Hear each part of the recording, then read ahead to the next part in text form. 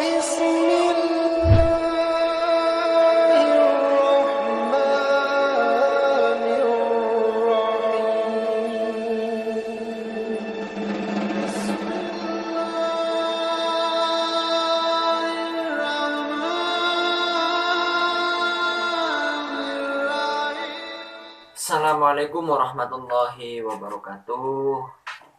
Oke teman-teman, kembali lagi kepada saya dan Mas Acil.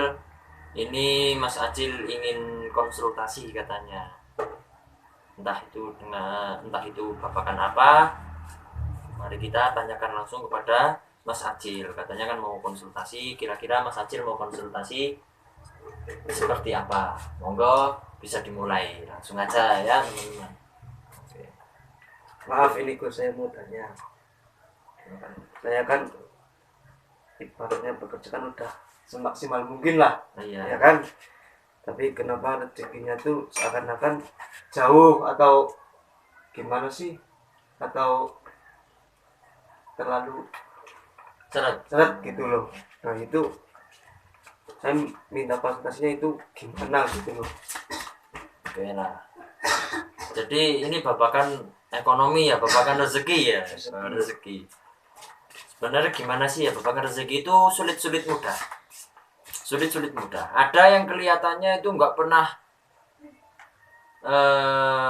kerja, seakan-akan nggak terlihat usaha, tetapi kok rezekinya mudah, dilancarkan oleh Tuhan, dilancarkan oleh Allah, kaya raya, banyak uang.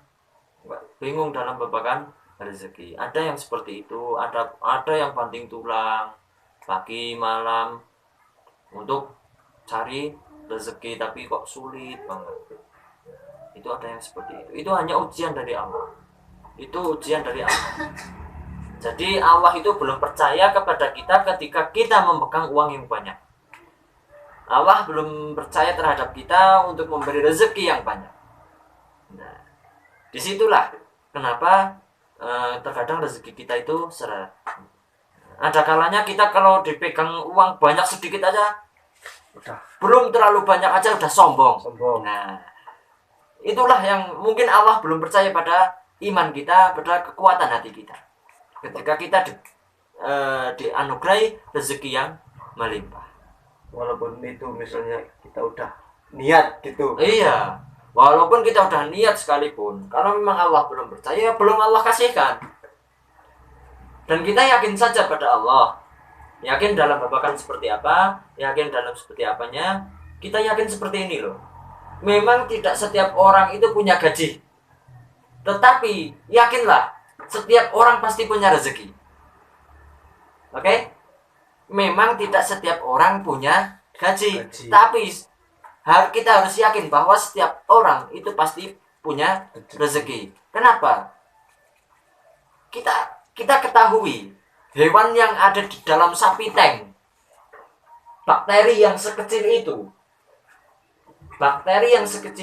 itu dikasih rezeki oleh Allah. Apalagi kita yang hidup di atas sapi tank, kita hidup di atas bumi dengan raga yang sebesar ini, berkali-kali lipat daripada bakteri. Masa kita tidak diberi rezeki? Ya tipenya masa iya kita kalah sama Pak. Iya kan? Maksudnya seperti itu. Itulah sifat adilnya Allah SWT.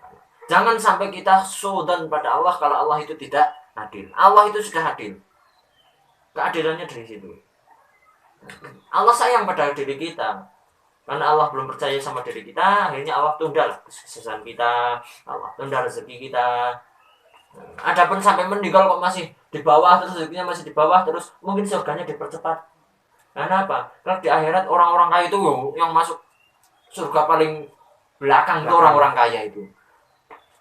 Ya, yang paling pertama itu orang-orang miskin, kan seperti itu. Itulah sifat adilnya Allah. Ya kita yakin aja lah. Rezeki itu sudah diatur sama Allah. Seperti jodoh sudah diatur sama Allah ya.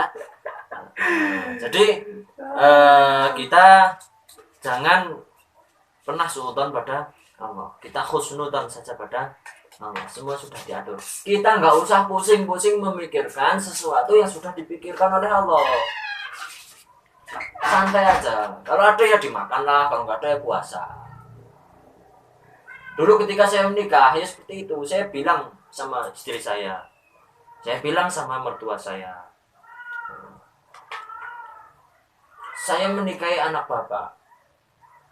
Tetapi maaf, mohon maaf yang sebesar-besarnya. Untuk soal rezekinya anak bapak, untuk rezeki anak saya nanti, saya tidak mau tahu.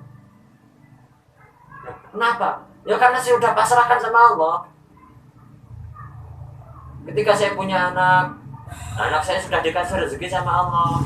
Ketika saya menikah, saya sudah ditanggung sama Allah. Allah yang menanggung semuanya. Apakah bisa? Bisa. Tergantung keyakinan kita kepada Allah. Ya, tergantung keyakinan kita pada Allah. Dan ini satu kunci rezeki. Satu kunci rezeki saya bocorkan terhadap semua teman-teman, terhadap Mas Adil ya. Kita baca surat An-Nas. Qul a'udzu birabbin nas, malikin nas, ilahin nas, min syarril waswasil khannas, alladzi yuwaswisu fi sudurin nas, minal jinnati wan nas. Itu adalah kunci rezeki. Caranya bagaimana? Itu harus pakai cara. Ya, harus pakai cara. Caranya seperti ini. Ketika kita baca qul a'udzu birabbin nas, kita berhenti. Lalu berdoa. Berdoanya itu dibalik dari apa yang kita minta. Contoh, kita ingin kaya, kita minta kekayaan pada Allah. Maka doa kita, ya Allah, lindungi hambamu ini dari kemiskinan. Jadi ketika qul a'udzu birabbin nas, berhenti, lalu berdoa, ya Allah, hamba berlindung dari kemiskinan. Jadi, nah seperti itu. Jadi Bismillahirrahmanirrahim. Qul a'udzu birabbin nas. Ya Allah, saya berlindung darimu dari kemiskinan. Berarti untuk meminta apa? Kekayaan. Habis berdoa, insya Allah. Jadi gini, qul a'udzu birabbin nas. Ya Allah, hamba berlindung darimu dari kemiskinan. Insya Allah. Terus dilanjut. Malikin nasi ilahin nasi min syarril waswasil khannas alladzi yuwaswisu fi sudurin nas minal jinnati wan nas. Itu diulang-ulang enggak masalah.